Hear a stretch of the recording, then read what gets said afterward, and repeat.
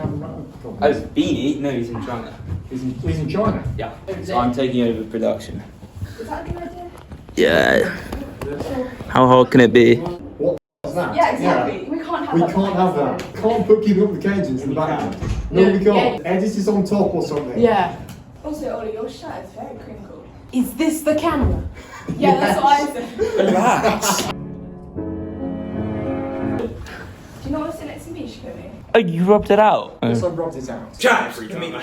Why don't you just take the piss Hello, ladies and gentlemen, and welcome to our final episode of Keeping Up with the Keynesians. Today, it is our final episode, crying emoji.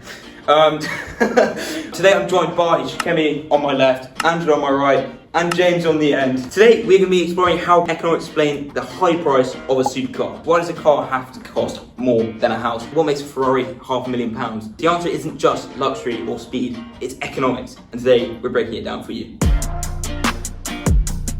So, let's set the scene. A supercar isn't just fast, it's extreme. I think top speed's over 200 miles an hour. James, can you not? James, realistically, I have to restart. The other James is a lot better at this than you. Oh! Yeah, sit down, that's what I called me. Advanced materials like carbon fibre, hybrid, or even electric tech, and a price tag starting at around 200,000. But there's a paradox. While most products struggle to sell at high prices, supercars sell because they're expensive. What? So what explains this? Well, 5 key economic ideas, and we're taking them one by one. First up, we have inelastic demand, which is basically when the demand for a good changes at a lesser level to the change in income. And how that relates to supercar buyers is most of us tighten our belts in tough times. But supercar buyers, however, they barely notice. These are ultra high net worth individuals, people for whom a £1 million car is like buying a new phone. So demand stays high, even during global downturns, like, for example, COVID-19. For them, a supercar isn't just transport, it's an asset, a status symbol, even a form of investment. Price doesn't matter to them because wealth insulates demand, and that's income elasticity at work. Now, let's talk market power. Supercar brands like Ferrari and Bugatti don't operate in competitive markets.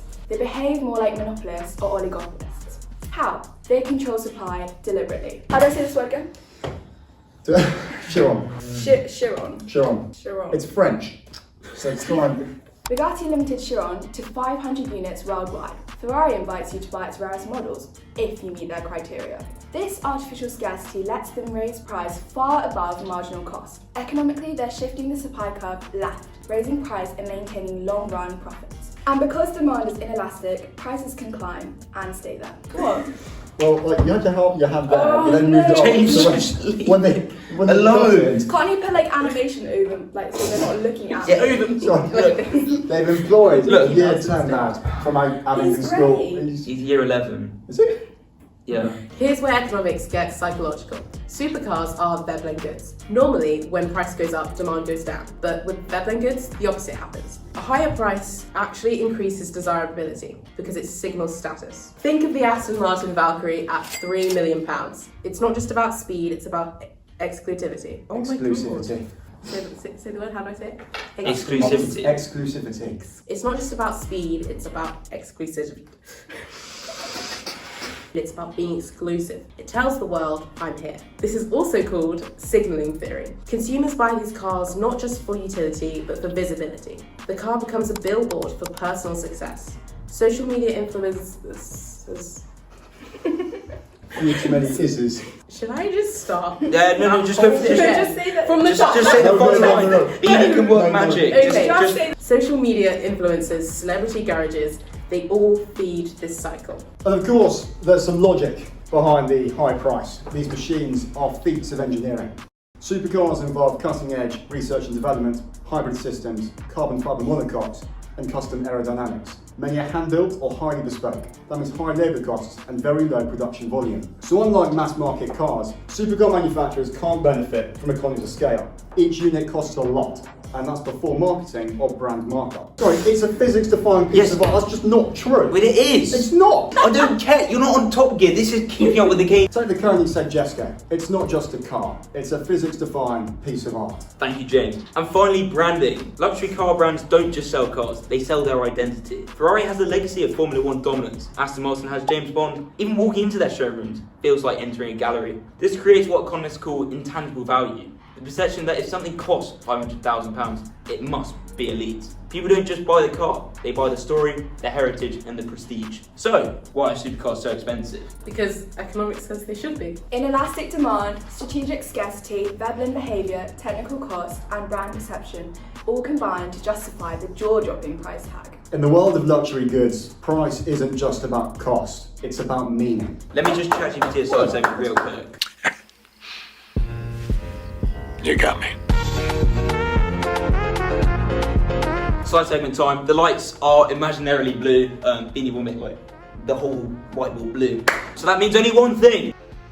Side segments. It is side segment time. We're going to be doing some depreciation or appreciation. So, which of these exotic cars actually went up in value after 5 years? A, the Ferrari F40. B, the Bugatti Veyron. Or C, the McLaren 720S. McLaren.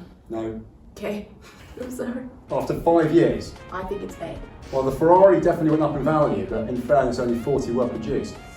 I think it's B. It could be the Ferrari is in short supply. However, it's a very old car. It's 1980s, somewhere around there. 5 years is not a long time for a car to appreciate. It doesn't actually say the answer. It's got to be the F40. I don't know. I'm waffling. I'm going to say it's the F40. I was right. Speed versus spend. What is the most expensive car ever sold at auction? It's the Mercedes. I don't remember what It's not the Ferrari California. It could be the California? Are you? Not the California, whatever it is. Oh, it's It's got, no, it's got to be Mercedes. the Aston Martin DB5. No, absolutely. It's got to be not. one of those. No, not at all. Spec'd out one. I think it's the Mercedes-Benz 300. These don't actually have answers, so we're just improvising here. Final question of the final episode of the side segment. Do you think you get a better return on your investment investing 10 years ago in the S&P 500 or a 1995 Ferrari F50? It's 1995 Ferrari F50. What sort of question's that? Come on, son. Give me a test.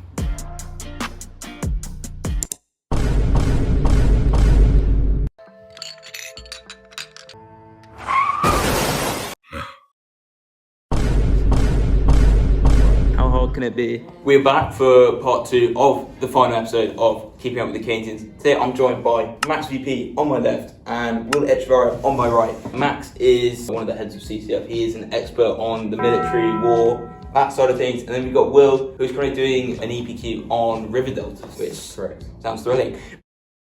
I think we're going to go to Max first on the economics of conflict. So I've been looking at how Ukraine are financing their war, and it's quite interesting to see where they're getting the money from. Obviously, it's a very expensive war. Their GDP shrunk 29% last year, and they're borrowing about £12.5 billion a year. How are they doing it? Well, they're basically spending their own GDP on their defence and their offence as well. It's obviously quite a complicated situation because they're having to innovate with the drones while trying to keep their people safe. Thank you, Max, so far. Will, river deltas, how are they so important in the world of economics? So essentially a river delta is a landform found when a river meets the sea, and out there you find, throughout the history of human civilization, some of the largest economic areas ever found in humanity. The major three, off the top of my head, are the Ganges, mostly in Bengal, but somewhat in India as well. One of the largest parts of economic activity within East Asia, makes up about 70% of their GDP. It's a huge area for agricultural importance. They're a massive food exporter. You've got other ones which are a bit more developed. So you've got the Pearl River Delta,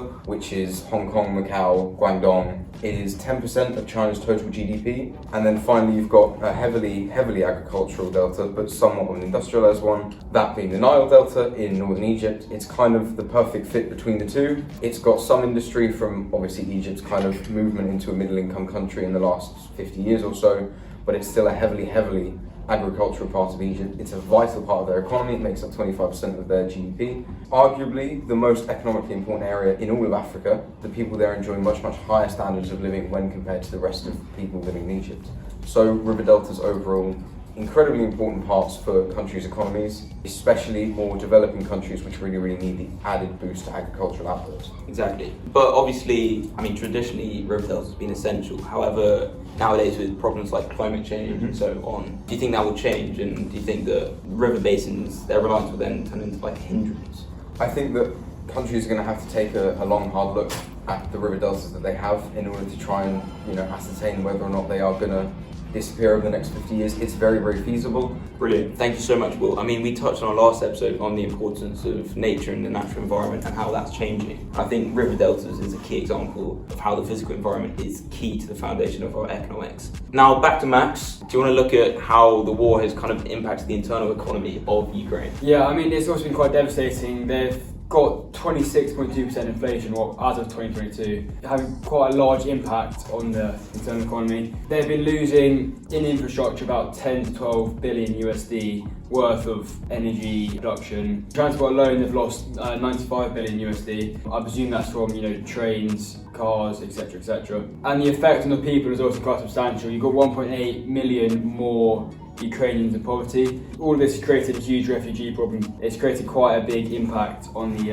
economy in Ukraine. Exactly. Do you think that, however, wars could boost economies, especially if you have key industries in manufacturing, weapons, and so on? Well, it's interesting because in the short term, I think you will see that. Yes, the manufacturing, maybe the capabilities of certain countries will change. But then again, you see Russia's economy, which has been quite heavily based around preparing for war for quite some time, and actually that's the only thing they claim to be good at, and actually they're not that good at it. They're still using Soviet tanks from the 1980s. The Russian economy isn't doing that well. Yes, I think in the short term you could see perhaps a bit of an increase in certain aspects of the economy, but long term it's just not sustainable.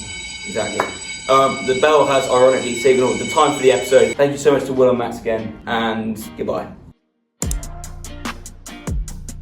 This has kind of been a messy episode, I'll be honest. Beanie's going to have a fun time editing this. We are going to have a montage in a couple seconds. But from us, and from me personally, it's been great to have you on board. I've enjoyed it, I think, on behalf of James Hilton, who's in Snowdonia somewhere. Isa is somewhere, Beanie's in China. We are here in spirit to wish you all goodbye for one final time.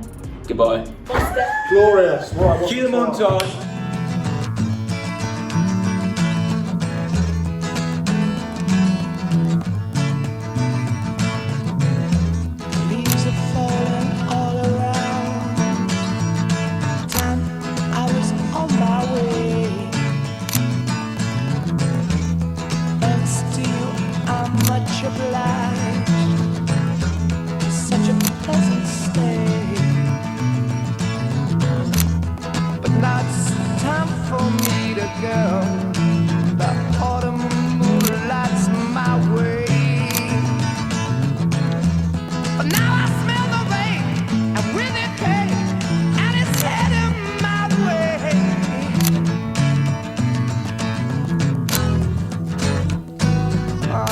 Sometimes I grow so tired, but I know a proper thing I got to do.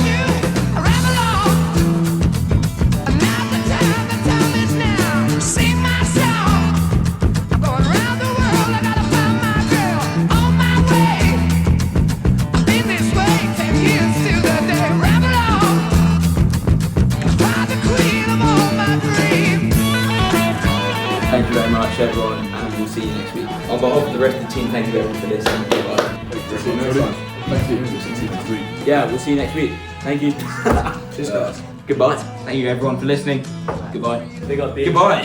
Thank you very much everyone for listening. Goodbye. Thank you very much to everyone for listening, and goodbye. To wish you all goodbye for one final time. Goodbye. Right, yeah, that's kind of it. Glorious. Right, Cue the montage.